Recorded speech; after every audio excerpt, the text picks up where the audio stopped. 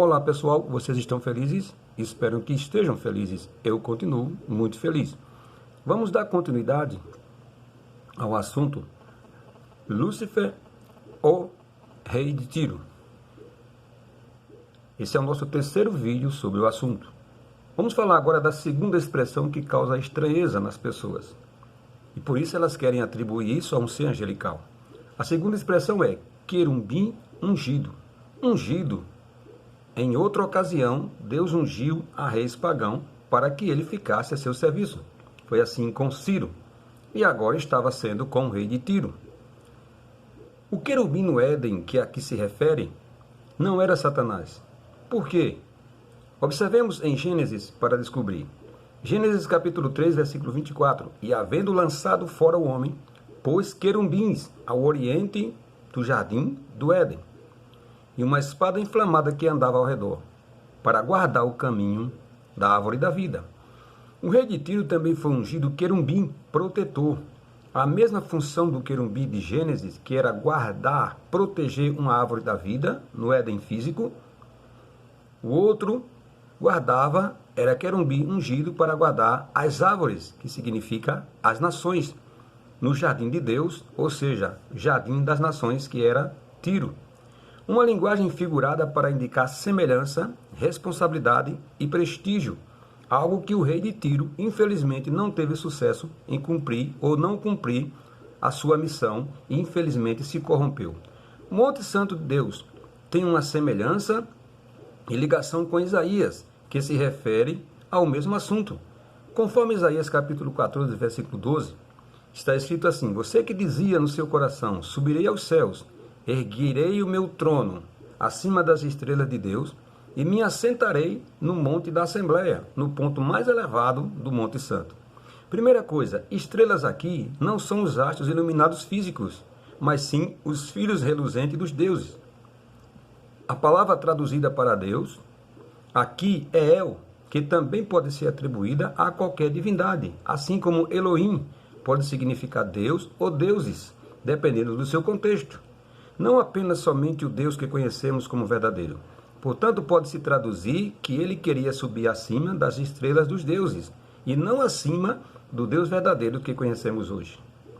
Segundo, nas culturas pagãs da época e nos poemas fenícios de Ras-Charan, a estrela da alva e a aurora são duas figuras divinas.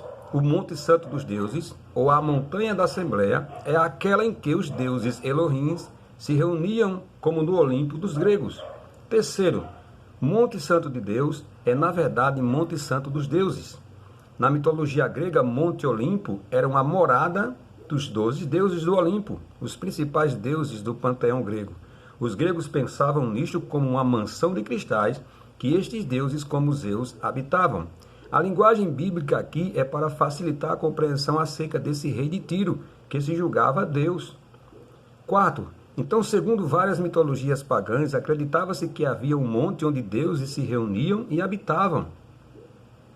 E esse ser, rei da Babilônia, e o citado rei de Tiro simplesmente queria ser, ou se achavam, o maioral entre eles. Essas criaturas se autodenominavam deuses e aspiravam o ponto mais alto, ser Deus de todos, ou pelo menos semelhantes a eles. A linguagem profética para atingir o âmago prepotente desses reis, que se julgavam deuses. Portanto, acima de qualquer discussão, é o pecado do orgulho e da prepotência que são condenados nesses textos. Porém, não há referência direta ou indireta a algum anjo caído, Lúcifer, Satanás, etc. As expressões hiperbólicas são utilizadas como figuras de linguagem acerca do rei humano de Tiro e da Babilônia, nos dois casos, e do Egito também, comparado com mitos da cultura e crença pagã da época. Sentença final e fato consumado. Pela multidão das tuas iniquidades, pela injustiça do teu comércio, profanaste os teus santuários. Eu, pois, fiz sair do meio de ti um fogo que te consumiu, e te tornei em cinza sobre a terra aos olhos de todos que te veem. A sentença se cumpriu. Te tornei em cinza sobre a terra aos olhos de todos os que te veem. O rei de Tiro foi reduzido a cinzas, aos olhos de todos na terra. Não foi Lúcifer que foi aniquilado. Deus não matou a Satanás, mas sim aos ambiciosos reis da Babilônia e de Tiro, no tempo e na data marcada por ele. Então, por A mais B, está provado e comprovado que tanto Isaías, capítulo 14, quanto Ezequiel, capítulo 28, se trata de sentença, lamentação, peso e uma profecia de destruição dos reinos e dos seus respectivos reis da Babilônia e da cidade de Tiro. Está comprovado pela Bíblia.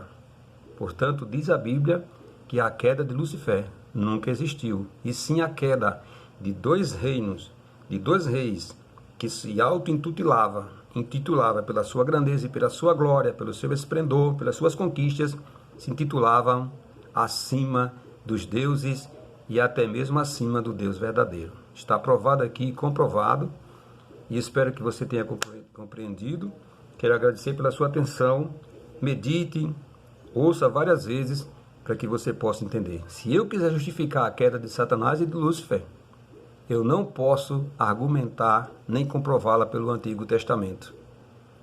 Eu posso usar por outras fontes, mas a Bíblia do Antigo Testamento não me dá respaldo, não me ampara nessa minha definição ou na definição teológica que existiu a queda de um anjo que se rebelou. Não por esses textos. Agradeço a todos, fiquem felizes, que eu continuarei feliz. Amém.